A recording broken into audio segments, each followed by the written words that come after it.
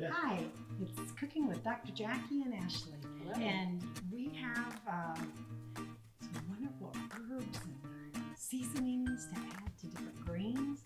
And we decided we're going to make a tabbouleh-like dish. And tabbouleh is a Middle Eastern dish traditionally made of cracked wheat that has been parched. So they call it bulgur. Bulgur is partially cooked and is going to cook differently than cracked wheat. Cracked wheat is going to take longer to cook. And so you want to be sure that you realize whether you got the cracked wheat or the bulgur. Now you had a product, a bulgur, and this is the bulgur that I had purchased from a Middle Eastern store. So you've got two different kinds, but there are numerous brands out there. All these grains, they cook different amounts of time. So you can often go by the package, but when I do a cracked wheat, I'll boil the water and pour it over the grains and let it sit for 10 minutes.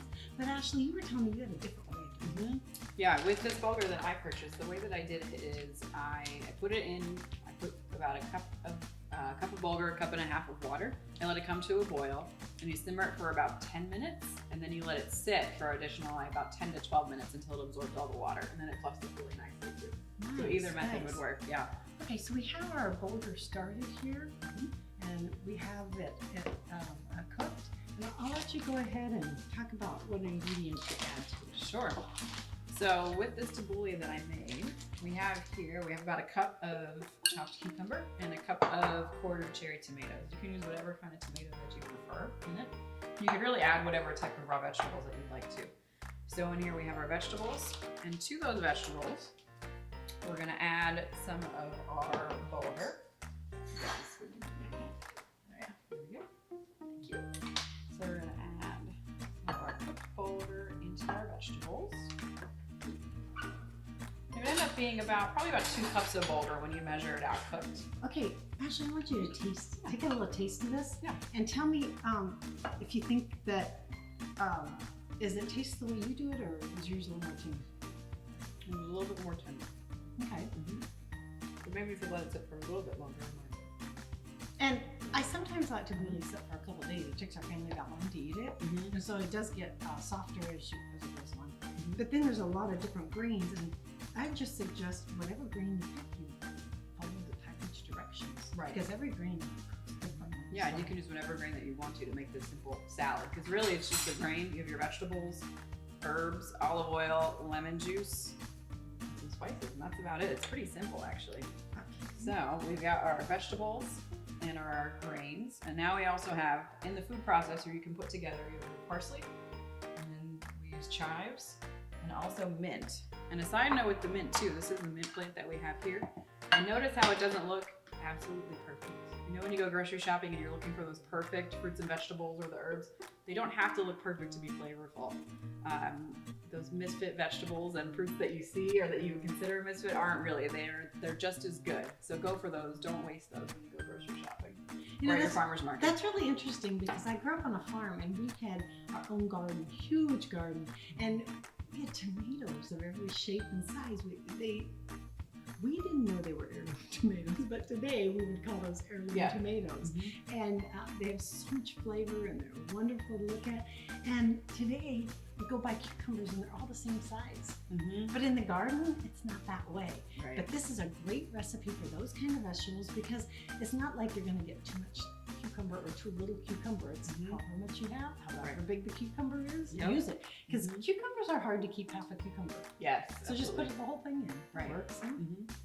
So I love doing the lemon. So tell me when you want the lemon. Yeah. You want to add that first? Yeah, we're gonna add the herbs first.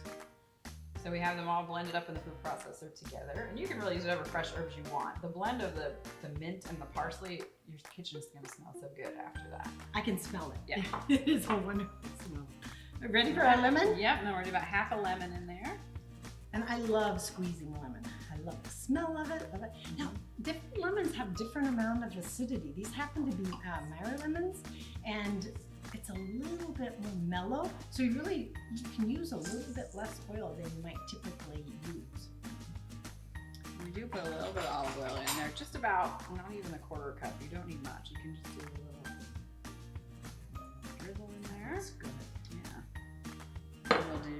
just some fresh cracked ground pepper, however much you would prefer in it. Just do some tiny little bit of cumin. Now, I don't usually put cumin on I love cumin. That's one of my favorite spices, so I can imagine this is going to be fabulous. It just adds a little bit of that extra, a little extra spice to it. Just do a little pinch of salt. And I'm just going to toss it all together. Yeah. And That looks really beautiful. Yeah. That is all those gorgeous. colors. Not expensive to make at all either, which is the beauty of it. I get really excited to use herbs from my herb garden. I mean, my herb garden's so simple. It's nothing to brag about, but just having a couple herbs is like so cool for me. It always makes me feel like I'm a gardener because I grew up being a gardener. So you mix it all together and that looks so good. All nice and colorful. Okay, I was telling Ashley, a cool way to serve all different kinds of green salads is almost like you would a lettuce wrap. So I have some leaf lettuce. I'm going to take a little bit of this tabbouleh and I'm going to put it in the center and you can eat it just like this. So it's really good. But show the tabbouleh that you made. So this is a tabbouleh. I made this about a day ago too, and I find that leaving the tabbouleh sit in the fridge overnight, those flavors really come together nicely. So that is the tabbouleh still made with the bulgur. Then I also did a version made with quinoa, which quinoa is a complete protein and it's also got the fiber content as well. So like we said earlier, you can really use whatever grain that you'd like to, and both worked out perfectly. They look gorgeous. A little bit different in color and maybe a little bit different flavor. Now, the one with the bulgur is going to have probably about 7 to 8 amino acids present in it, meaning it's not a complete protein. You could add feta to the top of it to make it a complete protein, or you could add it to like a meat dish or beans would make it a complete protein. Now with the quinoa, that's going to have the entire pattern of amino acids that you need for a complete protein. So this could be a main dish all on its own with the protein present. I have some other grains here. One of my new favorites is fruca.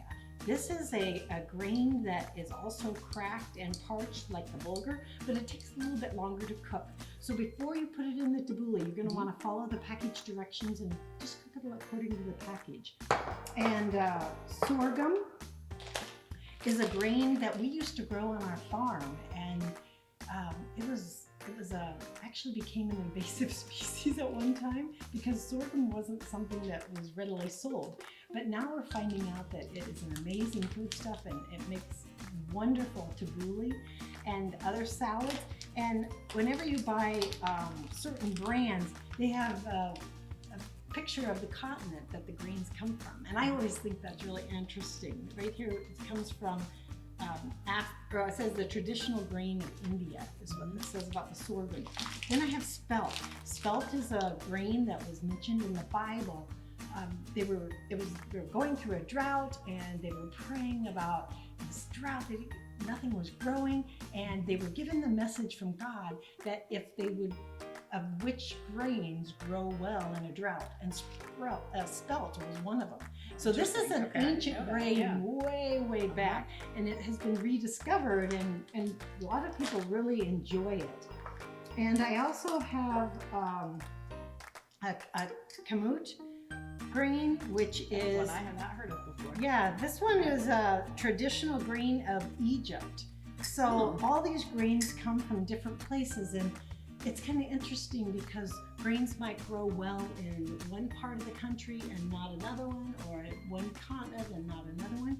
But they can all be used interchangeably because they all kind of have the same kind of taste. But you know, I've been talking about these as being grains, but actually the sorghum is not really a grain. The sorghum is gluten-free. And so it's a good option. Yeah. The spelt has gluten in it. The cracked wheat, of course, has gluten in it. Most of these others all have some gluten, but the quinoa is gluten-free also. So that would be a nice option to put in there. Sorry about that. Things happen. Yeah. When you're cooking in the But kitchen. anyway, thank you. Thank you. That concludes us. Thank you.